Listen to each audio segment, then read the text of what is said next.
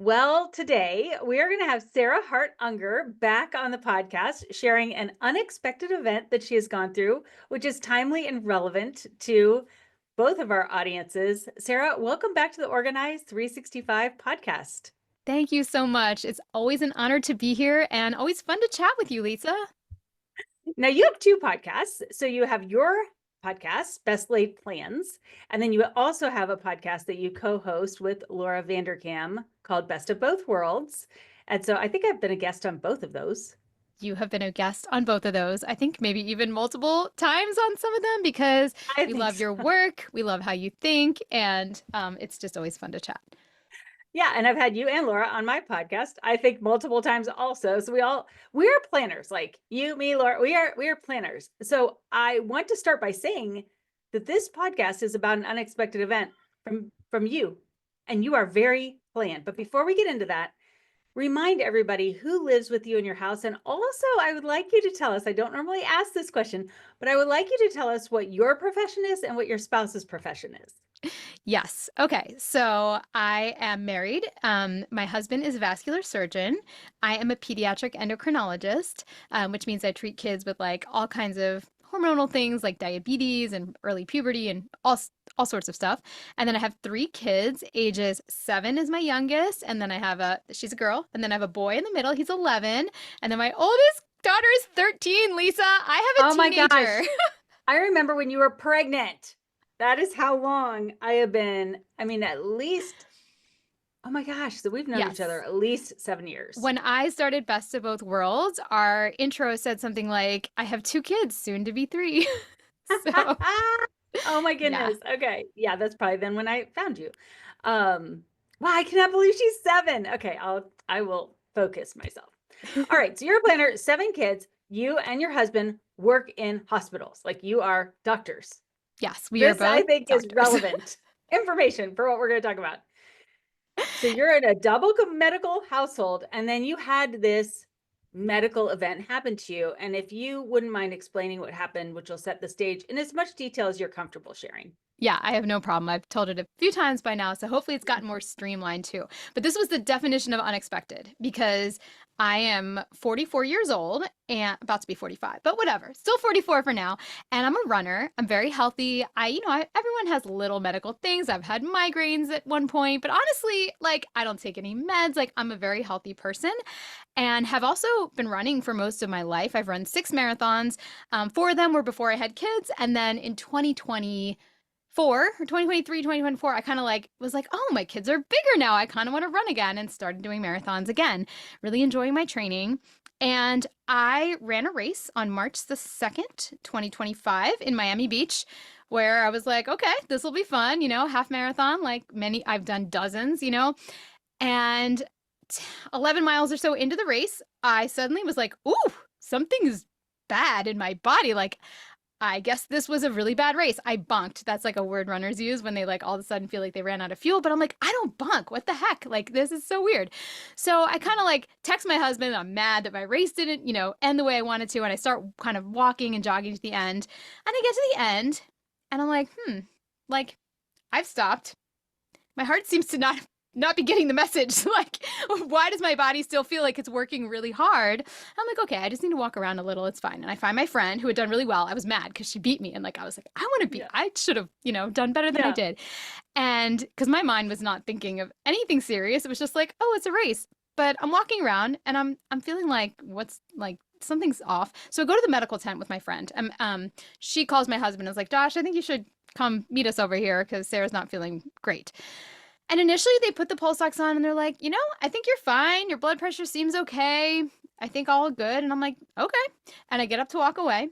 And then I'm like 5 steps away and I'm like, no, I think I'm having an allergic reaction or something because I feel like I can't breathe in. Like I'm breathing through a straw and that's what anaphylaxis is, right? I mean, I don't even have any allergies, but my brain was not doing that great. So I was like, okay, I'm having anaphylaxis. I got to go back there. Maybe I need an EpiPen or something. And I sit down. They're like, let us just put the monitors on. And then like everything changed because So you the mean like EKG heart yes, monitors? yes, Okay. because like the pulse ox only picks up like what pulses are going through to your arms or finger, but the heart monitor actually shows what your heart is actually doing. And Oh, my heart was not doing anything normal. It was like beating 260 times a minute, and it just looked like these zigzags. And they know, they're like, that's bad. So all of a sudden, like everything changes. My husband had made it over there. And honestly, it was kind of a whirlwind after that. My blood pressure dropped some, and I know, just like, this is not my field at all. I treat kids with thyroid issues and diabetes, and I don't know adult cardiology like at all. But I knew enough to know, like, okay, that low blood pressure they just read off is bad. And they start talking about like the medicines they might give, something called adenosine and all this other stuff. And they're putting me in the ambulance, and they start talking about like shocking me, and they're trying to put IVs in like everywhere. Like this part's kind of like blurry. Um, and knowing a little too much, I was terrified of being shocked. And I kept saying to them, like, I don't think you're supposed to get shocked when you're awake. Like, shouldn't I be asleep if I'm getting shocked? Like, can you get me to the hospital so I can be asleep? Because I don't want to be shocked. And I was like doing my times tables and like trying to like do anything to convince them I was lucid enough to not shock me. Because I yeah. guess based on my vitals, they wanted to shock me. But I'm like, my brain still works. And I'm also starting to panic. And they gave me this medicine called adenosine, which actually made me feel like the light was fading out. Like when people are like, "Oh, I saw death," like that it almost felt like that. And I was like, at one Wow. point saying like, "I love my children, like protect my babies," Oh like my all kinds of gosh. crazy stuff. Oh my gosh. So it was like a ride, you know. And then I get to the hospital, and thank goodness they were able to get an IV in me, and they did. They put me to sleep, and they shocked me, and it worked. My heart went instantly back to like a totally normal rhythm. And apparently my husband said I went like, "What happened?" And they were like, "Wow." So I wish I could say like that was the end and now I'm fine and it's over and like that was just a freak thing. But long story short, the rest of it I'm going to keep really short. I was in the hospital for about a week because when that kind of thing happens, they're like, why? You know, a 44-year-old should not, just because she ran a race, should not Right. cause this. And over the course of getting a million tests and imaging and heart rate monitoring and an MRI and a CT scan and an echo and two caths, it turns out that I have a condition that's called arrhythmogenic cardiomyopathy. That predisposes you to arrhythmias and can also progress over time, gets worse with exercise, and probably has some genetic component, although that part's kind of complicated. That took a long time to figure out. I spent 2 nights in the ICU. The rest of the time was in Wow. the Wow. hospital. And then finally got an implanted defibrillator towards the end of the hospital stay because they Okay. felt I met criteria and then it would be safer for me to go home with that. So that was like a surgery kind of at the end of that week where they put it under my arm. It's like in my armpit. And then I went home. I had 2 weeks off of work after that. So 3 weeks total to kind of recover from all of that and also the surgery because it like hurts, you know, they stick something under your muscle. And then since then, it's been slowly seeing other doctors, working on getting other opinions because, and I know, Lisa, you've had experience with this, like my case is not a boring, like straightforward, like, oh, this is so common. We see this all the time. Like it Right. was like, no, no, no. There's one center that treats this, or maybe like a few in the United States and just a few experts. And you don't even want to trust a diagnosis from like, you know, a non-expert center because you could be misdiagnosed. So we're going to talk about records and stuff, but putting all the information together in a format that will be, you know, accessible for the ultimate experts has been really, really important. And I felt like there was like a deluge of stuff just like coming at me as someone that had totally boring medical history before and now has like Yes. CDs and reports and labs and this and that. And it's like, it's a lot. And I'm even leaving out the part where like my liver enzymes and my cardiac enzymes were elevated and I had, you know, like Right. stuff just Right. cascades into stuff. Right. But as of now, this moment, I'm fairly confident with the diagnosis, and I'm actually going to a very expert center in a week where I think I'll get confirmation of everything. So that's where we are. Well, first of all, we are so grateful that you are okay. Thank And that you. I know when you tell your story on your podcast that, you know, that you went back to the tent, that you were so close to a trauma center, that you knew where you were Yeah. going, that there was a good trauma center, that, you know, like there are just so many things that were in place to make you have the positive outcome that you did. So, so very grateful for that. I remember listening, and obviously when I'm listening to the podcast of you telling it, I know you're okay because you're giving the podcast. It's Yes. not like somebody else is giving the podcast. So I was like, holy cow. And as I was listening to your podcast, I was like, she's a doctor. Her husband's a doctor. Like like, if this were to happen to me, I mean, I'm going to be a PhD, but that is not a doctor. Like, and so I want to unpack this in a couple of ways for those of us, because someone asked me, I'm getting ready for Abby to have back surgery, and someone said to me, okay, this is great that you're explaining how you prepared for Greg's surgery and Abby's surgery and taking care of Grace and all that. And they said, well, what if it was you having surgery? And my mind was blown. I was like, well, I mean, I'm screwed. Basically, was what I thought. But okay, I'll need to prepare every single thing I want in my upstairs room and put a microwave in there. Like, how can I be and you can't, like, you cannot be self-sufficient when you are the patient. And I think so many of us women are like, So I want to start there. Like, what was this like experiencing this as the patient and not the doctor? It was totally wild. It was totally Ah, wild. I mean, sometimes, again, I feel like the lines blurred. Like, I think most people wouldn't have known to like be scared of being shocked or be like, no, I need to go to sleep. yeah. Like, they might not have like done that. But then again, it was an area that I knew nothing. I still like, this is not my area of expertise. So for me to like pretend I actually knew what to do in any of these circumstances, and my husband too, would have been way out of line because we were not experts in this particular area. So I don't know what we could have done to like prepare. It was weird. I mean, even just being in the bed, like being on the wrong side of everything, it's like, how many times have I rounded on patients? I will say I was just so grateful for like the nurses that were nice. And I was like, oh my gosh, like I knew it meant a lot to the patients when the staff was like nice and listened and stuff, but like to really feel that firsthand. And it really is like the nurse, like the doctors are very important in determining the plan, but like your hospital experience is all about your nurse and even the nurse, like the nurse assistants and the blood draw techs and everything, and like having nice people on that. Like it was really great to see that. And yes, I do feel just really lucky, because this could have happened like anywhere, and to get to go to the hospital. But the funny thing was, I did go to a hospital that wasn't my hospital and wasn't my husband's hospital either, because I don't live in Miami Beach. That's just where it's like an hour away. Like that's where we went to run the Yeah. race. It's where my in-laws live, which actually worked out really nicely because they came Oh, and yeah. supported me and did some stuff. So yeah. Okay, so you're on the other side of the bed. You're in a hospital situation. Um, I would love to know, were there any tips or tricks that you were able to employ as the patient where you're like, oh, I know how this goes, so I can do this? Or how were you able to navigate that hospitalization as a medical professional? Give us all the tips. I mean, I do feel like I was good about knowing that I should write down my questions, because that's something that I tell Mm. patients all the time, because things will pop in your head at like 2 in the morning and you're like, no, start a notes document right now. Like, because you're going to want to ask these when you're in a better frame of mind. And also there's no one to ask at 2 in the morning, and I wouldn't want to bother someone at 2 in the morning. So that was one thing that helped. I also feel like I knew to take any opinion with a small grain of salt. And I mean, that's a Oh, controversial thing to say, because I think there is a fine line between, like, listen, if a patient gets diagnosed with diabetes, like, there's really only one treatment right now, and it's insulin. And a parent can say, oh, I'd like to, like, research that, but, like, feel free to research that. yeah. You're not going to find another answer right now. Maybe you Right. will in 5 years. I don't know.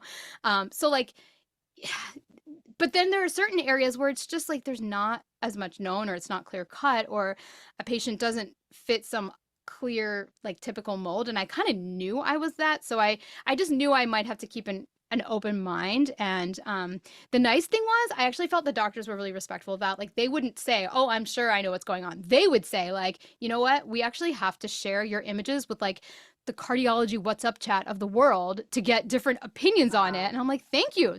I love that. Like, please tell me Yeah. you're not sure, because it's better for it to be that way. So I guess, yeah, like Wow. respecting the uncertainty and knowing also the thing that helped me, that things like this take time. I think some people might have had the expectation that, like, listen, I'm in the I'm ready hospital, to get out of I here. should get Yeah. my rubber stamp diagnosis and like be done with it. But I kind of like figured it would be a long haul. Okay. You are a healthy person. I mean, I know you as a healthy person. You run, you eat healthy, you take care of yourself. Um, you even manage your stress levels and you plan, like, you're a healthy person. And I kind of feel like I am not as healthy as you, but I feel like I'm a healthy person. So you're kind of talking to me like, I didn't expect this for you. You didn't expect this for you. I wouldn't expect it for me. Is there anything, now that you've had this experience as a healthy person, even, that you would have done proactively to be prepared? Yes. So, and this kind of goes to some of your stuff in your medical binder and keeping closer track of your own records. But like, it would have been nice for me to have saved some of my old labs or even EKGs because I get them done every couple of years because my doctor just does them for screening. But I don't keep any of that stuff because I'm a healthy person, right? And why would I ever need Right. that stuff? So, I do feel like now I know and I'll be keeping everything going forward. And like oddly, I feel like I've been pretty good about keeping stuff for my kids, but I wasn't keeping it for myself. The other thing is that I will admit that like there were times in the past that I pointed out that I had a lot of extra beats in like 2017 and my Mm. PCP ordered an echo and I never did it because I got pregnant and then I forgot. So like, I probably could have been better about carefully following up with what they think. And even if I put that in a folder to deal with like in the future, maybe it Yeah. would have jogged my memory again to Wow. be like, oh, I'm feeling that again. Maybe I should actually like ask for another order because that one probably expired 5 years ago. So things like that. So I do think paying attention to patterns and not making the mistake of being a parent and like not Mm. closely following your own stuff because you think, oh, you're fine. Because like I think we all are probably pretty good about like I can give you my kids' growth parameters from birth, but yeah, wasn't paying as close attention to my own stuff. So when I went to a new OBGYN, like I've never been pregnant. So I stopped going to an OB. Like, I don't know, when I adopted my kids, I was like, guess we don't need this doctor. So I was talking to my regular doctor about menopause type stuff. And they were like, you need to go to an OB. I'm like, why? And they're like, well, they do menopause too. I'm like, oh, okay. So he had been following my labs all this time, which is not digitized. So when I went there and she ran my lab, she's like, oh, like you're in the yellow zone, you're not in the green zone. And so next time you come, we're going to talk about cholesterol medication. I was like, I do not want this. So I went home and I went through all my paper things and I made myself a little chart of like my numbers, like before menopause, like the last decade. And basically they have not changed. And so I came in, I was like, I understand that I'm yellow, but I've always been yellow. I've never been green. And I've been slowly I'm actually getting lower yellow, more towards the green because I have been changing my health habits and my eating and things like that. So I'm probably never going to get out of the yellow, but I'm lower in the yellow than I used to be, but I'm not in the red. And I'm now fully through menopause. So we've been through this 3-year transition. So this is probably my number. And she goes, great. You don't have to have medication. And it's because I knew my numbers. So when you say that you have had these numbers done, were you able to go back and get them? Were they digital? How did you? My old EKGs, no. I think I'd have to go through my doctor's office, and I don't think it really. And the truth is, my echo actually didn't even show anything this time that was totally obvious. Mm-hmm. I think if an expert in what I had read it, they probably would see it. But Yeah. like, I can play hindsight, and maybe I would have gotten that echo, and it would have been normal, and I would have gone on with my Yeah. life. But I would have. They weren't digitized; like they were printing them out. So actually, that would have been like me. The Yeah. smartest thing to do would have been me taking a picture of that at least, and either printing that or saving that photo digitally like in Apple Notes or something like that, but I didn't think to do it. So, I mean, I know somebody that was in the hospital last week that I was with, and I watched them do the echo, and I have tracked everything in the my chart, and it has never showed up in the my chart. Like it was done so that they could go rule something out and move on. But even the fact that it was done isn't even listed in the my chart. That's Yeah. unusual. Usually with echoes, you would at least get the read, but then that's not enough because we'll talk like when I'm going to this expert appointment, I actually had to get discs and upload every single Yes. image Yes. of everything so that they could like reread it themselves. Yes. So that's interesting. Can you go back and get your labs? Well, nothing would have shown on the only crazy labs I have were from this hospitalization, and I have all of those. Like, because I have a good my chart account from that hospital, and I can pull up every from the minute I stepped in there. I don't think I had anything on old labs that would have shown it. It was more the EKGs that I would have loved to see the old ones to see if there were any like weird signs that are So subtle. sometimes though it's nice, like there's a range, like when you do a CBC, like that, whatever that stands for. What does that stand for, Sarah? Complete blood count. Thank you. When you do a CBC, there's like they run all these different tests, and then Yes. there's yellow, and then there's green, and then there's yellow. So like one thing is my daughter has really small red blood cells. Can't remember Oh, what that's called. it can And so be it like always shows up Can be iron deficiency, can be her MCV is low, is what you're saying. MCV. Yeah. Her MCV is low. Like the actual size of them is just small, and it's like Yeah. way low. So when you see it, you're like, oh my gosh. The first time we're like, oh my gosh. Now every time it comes through, we're like, she has small ones. She has small ones, and you just move on. But even though there's that range of green, sometimes you're more towards this end of the yellow or that end of the yellow. And so I will often, especially with her labs, I will continually look all the way back and see if I'm noticing a trending pattern. Totally. Yeah. Yeah. No, Within the that's green. I think that's excellent. Again, for me, like it's just that there's not a clear lab marker, but I think for things like Mhm. prediabetes, for cholesterol, for kidney function, Mhm. yes, looking at Mhm. that trend and your cholesterol, like what you said is so important. And actually, like how I practice, in reality, the trend matters a lot. So like I Yes. might follow a Yes. child with an LDL that's really high, like 170. But let's say it's 140, but like was it 140 coming from 170 or 140 coming from 90? Because those two things Right. like would have a whole different discussion. Like the 140 coming from 170, I'd be like, good job. Okay, let's Yes. keep doing Yes. what you're doing. Yeah, I just think that we can find patterns when you have the information. And I think that we are led to believe that the information is there somewhere. And our doctor, because it's digital, our doctors have all of it or we have access to all of it. And I Oh, want to keep reiterating yeah, that we don't. That's kind of where I'm going with this is like, no, we don't. we And don't. so if you don't have it, you don't save it. You just might not have it. And the Okay. best is if a patient somehow tracks it and keeps it all together. Because you're 100% right. Electronic medical records change. You might move. You might go from institution to institution. You might go to Quest one time and then LabCorp the next time. And then so like you can't like compare them that way.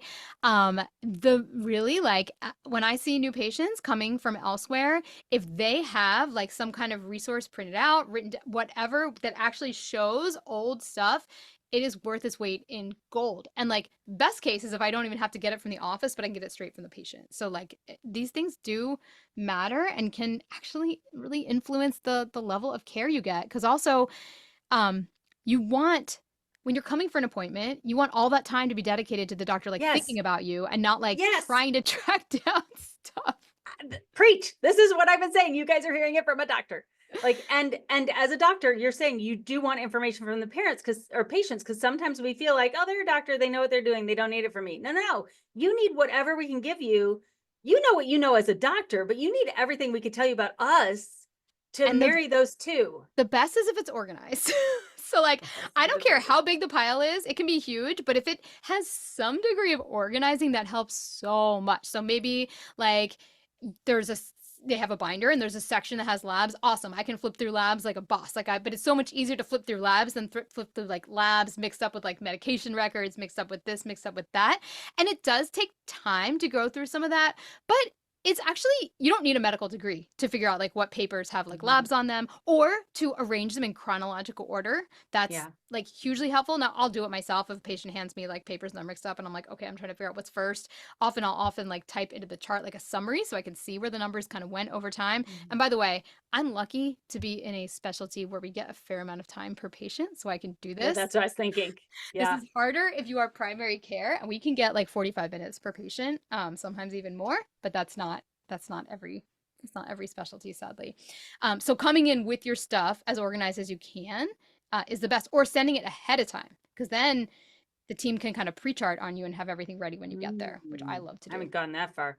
So when I usually I'll usually get all the labs together and then I'll put like a cover sheet on top. And it's just handwritten. I'm not typing any of this. I'll be like, and I'll just draw the graph. So it was interesting when I did my HDL, LDL, my cholesterol in order to make my case if I didn't want drugs. The range of what was considered healthy had changed. That's funny. Yeah. Yeah. Yeah. You're Those allowed to things be can higher change with now. time. And Yep. be careful because assays can also change with time. So again, like Yeah. LabCorp can like change the reagent they Yes. use to test TSH, and now all of a sudden Yep. 4.5 is high, and before it was okay, and it's actually like a testing difference. So that Yes. stuff's harder to get behind, but at least if you have the different papers and you can see where each of them is like from, then that's helpful. Yeah, I thought if I have the summary on top and you look at the summary and that's as far as she went, but if she wanted to dig in, all of the actual tests were there and then she could have looked at Yes. them. You're a Okay, great patient. so, oh, well, thank you. I have a lot of experience. Okay, so let's talk about yes, with Abby's back, like I just took her x-ray or whatever on a disc to my cousin-in-law is a radiologist and he just pulled it up on his computer last night. He's like, oh yeah, I see the L4, L5, blah, blah, blah, blah, blah, blah, blah. Anyway, I was like, okay, so are you saying surgery? He's like, yes, we're saying surgery. I'm like, all right, give me Aw. that back, Ryan. But yeah, you had to get the disc in order to read that. I think it was an MRI that she had. Yeah, it probably was for So the back. It was probably explain an MRI. explain the papers and stuff that you're getting. What are you doing now? Yeah, and it actually depends on the specialist. So like For example, I need to get hand x-ray images on disc for my patients because we read that to figure like if a kid's there for growth, we look at skeletal maturity and I want to look at that image myself. Like I don't care what the radiologist says. I believe my version because I Yep. read a ton of them and like, we're trained in that. However, there are other studies like a thyroid ultrasound where I hate to tell you, but I have no idea how to read the picture, so I need the report. So the best is to have both available because it's going to be Mhm. hard to know as a patient like what they need. Um, but when you get anything done as a study, before you leave the hospital or the facility, you should ask two questions. Number one, like, where will the report be sent or how do I get access to the report? And number two, can I please get a copy of that image on disc? Do both of those things. And then you can Mhm. put them both in your medical binder and you're going to be prepared for either scenario of what is needed. Because I ended up needing, my husband was super smart. I was like too out of it, like post-op, like pain meds, who knows? But he was like, we need everything on disk. And it was so good that he did that because I ended up having to upload everything to the Hopkins portal for my like, big opinion or whatever. And they need that. They wouldn't have been able to do it without me. And I didn't want to be messing with like FedExing things. They needed the actual images anyway. So yeah.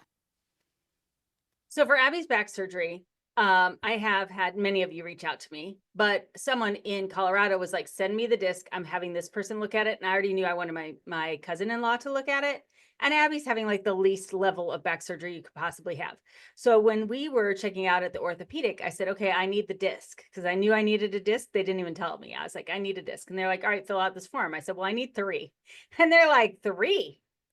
And I was like, yes, I want 1 and I'm sending 2 out for opinions. And the woman's like, we've never had anybody have more than 1 before. I was like, she goes, we don't know how to do that. I said, can you just take this paper Abby's doing and Xerox it 3 times and send it in and then they'll send you 3? And she's like, we'll try it. Sure enough, I got 3 That is awesome. My husband because had I some wanted 1. I want to sneaky. keep 1 Oh, my husband just in knew how to case. like open it and send the files, but like I didn't even know how to do that. So I feel like you're right. The safest thing to do is get multiple copies if you're going to send it elsewhere. I And then mean, you don't these have to worry surgeries about cost it. thousands of dollars. Like they can send you an extra Yes. CD-ROM thing. Probably costs $1. Get 1 to keep. And then, because when you have it at the doctor's office, what if you leave it in the computer? What if you like, yeah, just, No, you're you right. don't And want actually, patients all the time tell me like, "Oh, I have extra, like you can keep that." And I actually don't want to Mhm. keep it because I usually just I like can upload it to our hospital system, Yeah. but I appreciate that I don't have to worry about like not, giving it back or whatever. Okay.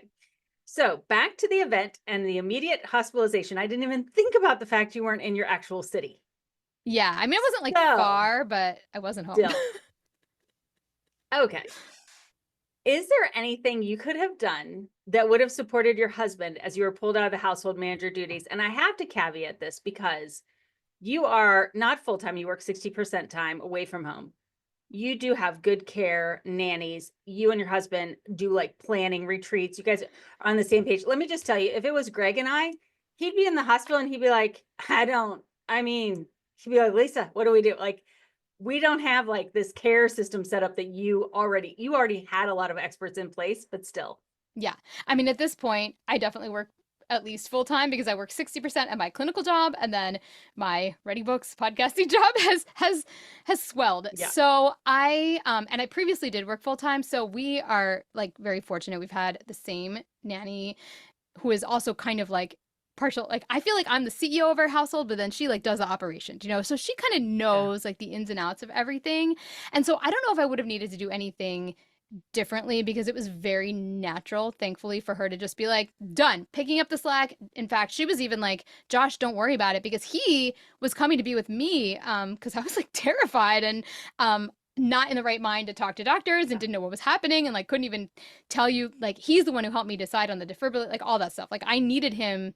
He actually went back and forth. Like he'd put the kids to bed, he'd come back to the hospital, he went back and forth. So she was like, okay, I got it. I do think it's like the strength of our weekly planning that um, kind of enabled our nanny to even know, like, oh, these are the things I need to prep for the week. Like, I'm so used to getting the screenshot of we have a whiteboard that we fill out every single week with all the activities that she could basically fill it out herself without an issue.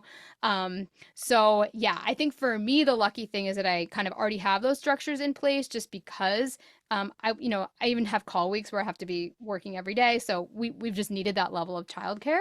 But if I didn't, I think, yeah, it would have been rough. And It I would have been, definitely think yeah.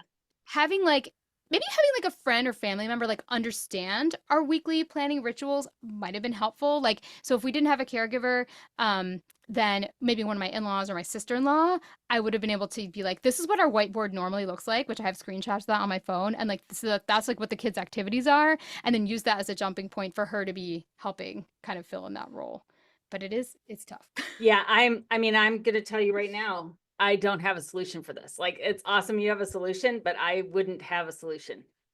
I don't even know. I just wouldn't have a solution. I mean, maybe the answer is that most people should get a friend or family member to like if you have like a retired family member that like could potentially help you in a pinch, have them visit for a week sometime and just do stuff alongside of you so they know how they could do it if you needed it. I know that's a luxury, but if they were planning on visiting anyway, like maybe have a couple of those days just be regular days versus always doing like vacation-y things just so they Yeah. understand. I mean, it would have to be someone close to you who's willing, but I could imagine like, Yes. if your mom lives not that far or like a sister-in-law or something like that.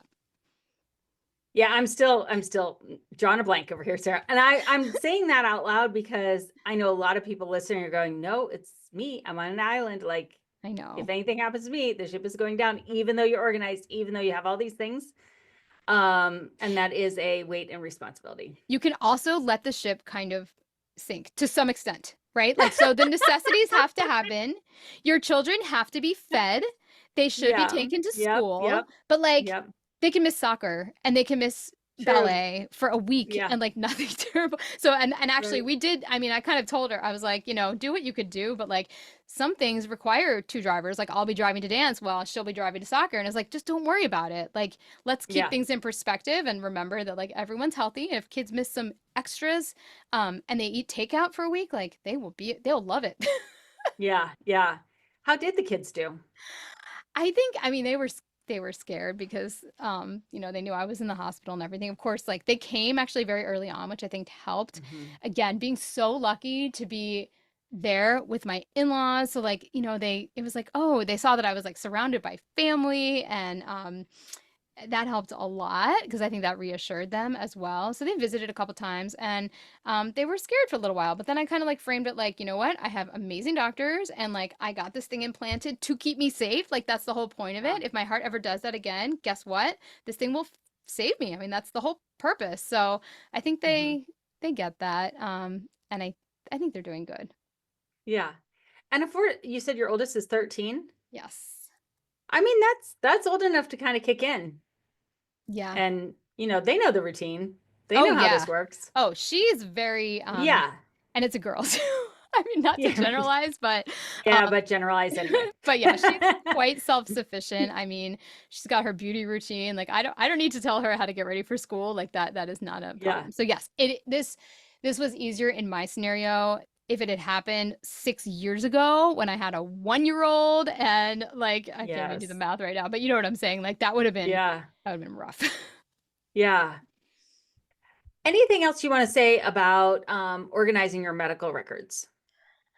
I think I think spending some effort doing this is going to put you so far ahead of most people. And I think it's very worth doing. So I would say don't be perfectionistic about this because some people are like, oh, this is all gobbledygook. Like, I don't really want to like deal with it. I'm not going to be able to have it like smartly organized. So like, I'm just not going to bother. Okay. If all you can do is just make sure you have everything in one box and just throw it all in there, that is still a million times better than not having it. And I definitely think getting paper copies of things is helpful because there are so many different systems. Like I'm now in 3 different my charts because I got the one where I was diagnosed, I got my home hospital, and now I'm going to get my second opinion. And like I need a central repository for everything. I actually have a paper. I'm using Lisa's medical binder because she sent it to me because she's the nicest. Like it arrived unexpectedly and I'm like, of course, Lisa, thank you.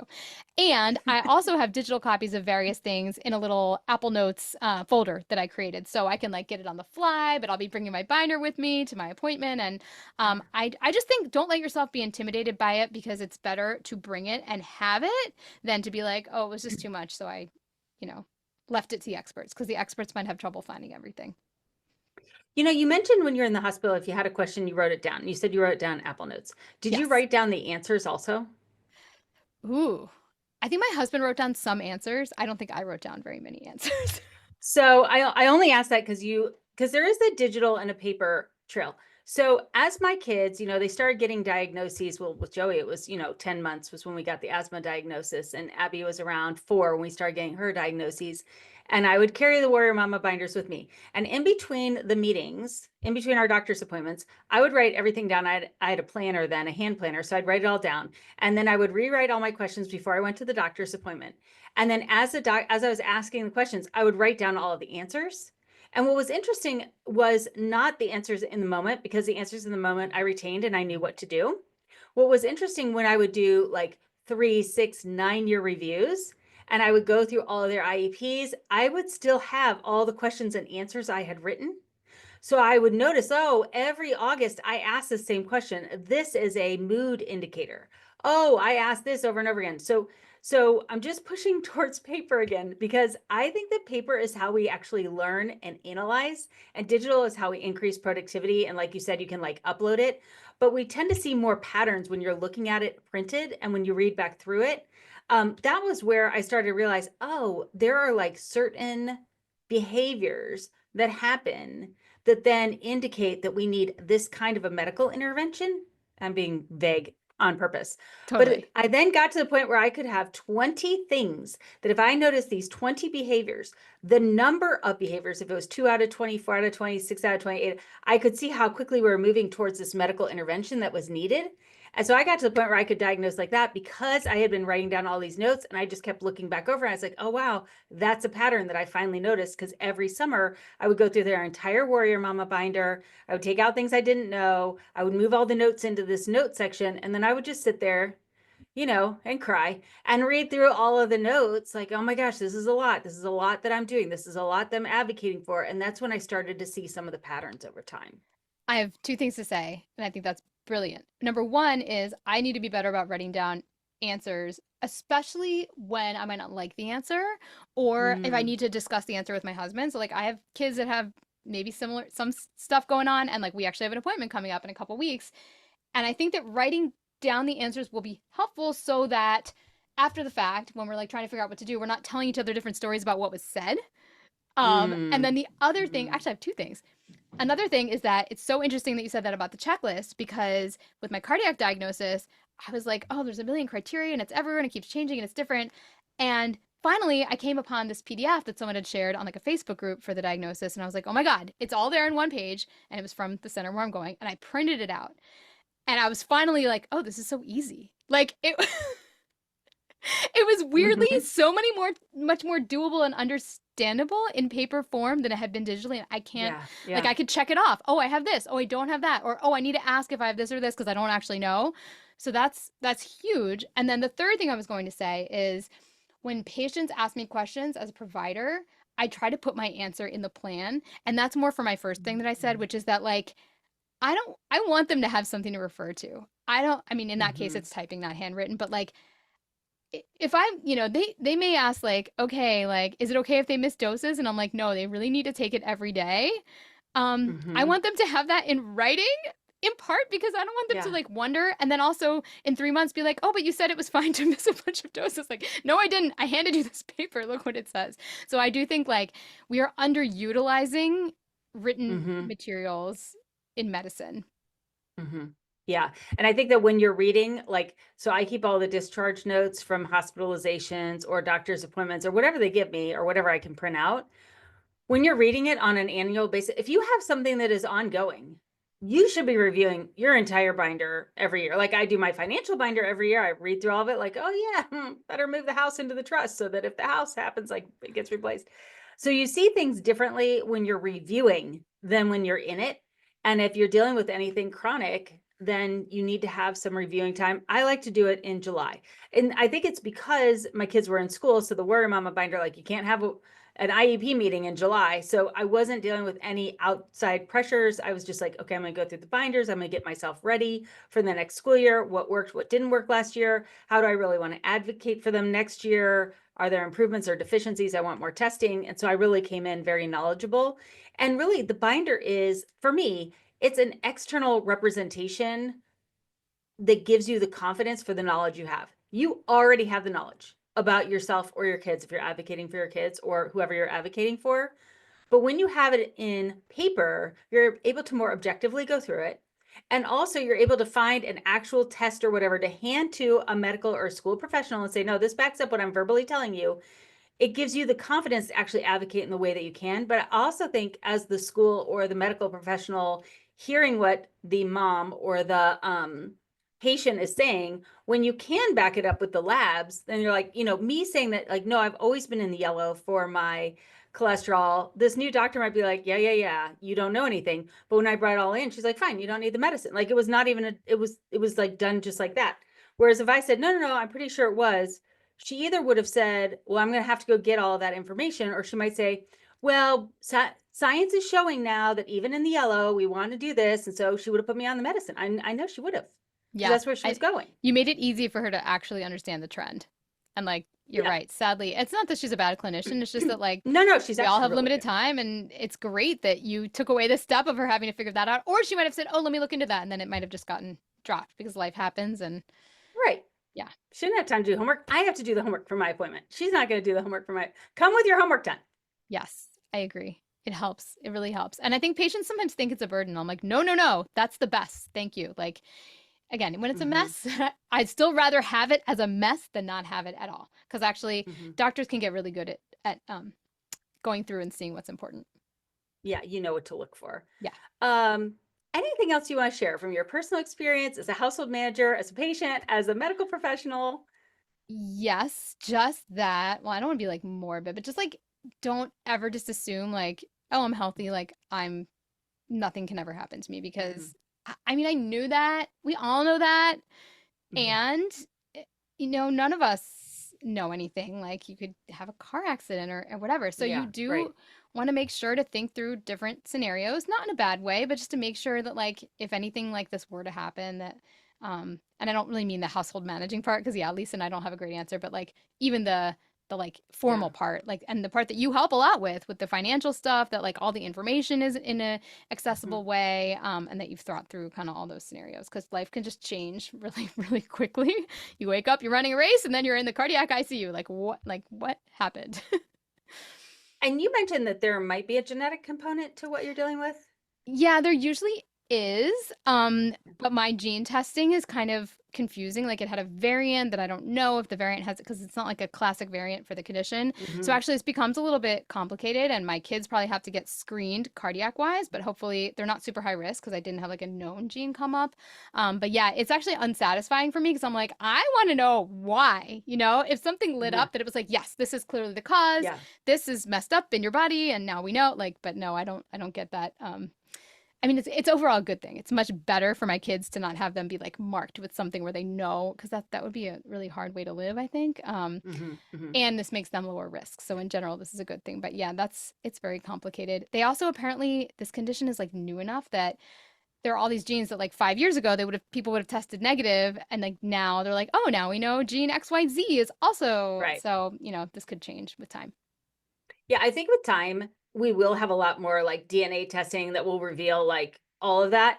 I think we're in the messy middle between like just, what doctors learned in medical school and the symptoms that you verbally tell a doctor or that they can read on a scan, versus, I mean, I'm sure in the future it'll be more scientific. With that said, in the medical binder I sent you, there's your health history in there, which you're very, very healthy.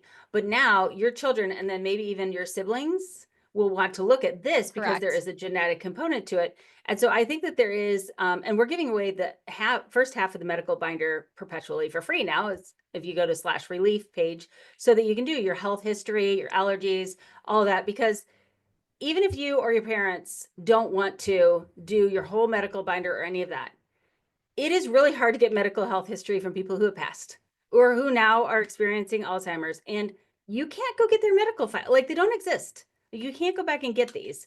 So just even taking the time to write down your health history and your immediate family's health history. My kids are adopted. So we walk in and they start that and we go, adopted, check. Like, it's game on. We have no idea. That's start so testing. Hard. I wish they should have come with like a medical binder when they were born. Yeah. Well, I mean, a lot of times their parents are very young, so they don't have a lot of medical conditions yet, because their parents are like in their 40s. Yeah. And a lot of stuff doesn't happen until your late 40s, 50s, 60s. So if you're having your baby at 18 and your parents are 40, like you don't even like they wouldn't even have a health history really to report yet. Now they would if we were Yeah. in communication, but yeah. And yeah. And I don't want to do one of those tests that says all the possible things that could happen to you in the future. I'm like, Me neither. I do not want that one. So I'm like, I just want to go with like the known things that our I family deals with. I hear you. I don't want too much information. I never have. Yeah, yeah, yeah. So anyway, well, Sarah, I really appreciate. I know that you have negative time and you are, transitioning into new ways to use your time and new ways of living.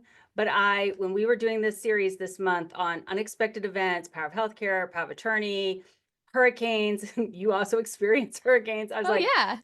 if Sarah could come on the podcast as a medical professional and share her story, I know that it would really serve our audience. So thank you, thank you, thank you. Thank you so much for having me. I would like to not come back to talk about any more hurricanes, so let's just not have any more of those. Yeah, no hurricanes, no more health things, but we'll probably have you come back in January. Why would we need that, Sarah? Aw, because I have a book coming out called Best Laid Plans: A Simple System for Living the Life That You Love. So that is so nice. Thank you. Yeah, that'll be great. We'll be looking forward to reviewing that book. I think you can already pre-order You it. can, although they haven't chosen the cover yet. So I'm like, this is no Oh, fun. You go to the link and it's like my name, but like a blank picture. So I don't know. You can oh. wait to click on that till that we have a pretty cover. It'll be soon. But Yes. go ahead and go on over to Best Laid Plans podcast if you want to hear more about Sarah shares a little bit more about the unexpected event that she's experiencing. And also, Sarah, you've had quite a few good podcast episodes come out, but you are verbally processing this change as it is happening, which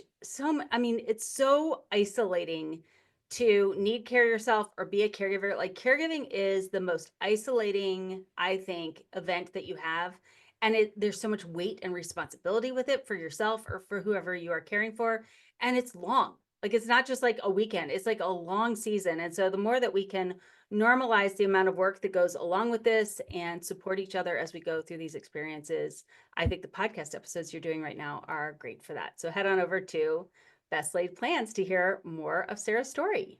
Thank you so much for having me, Lisa. This was great. Thank you.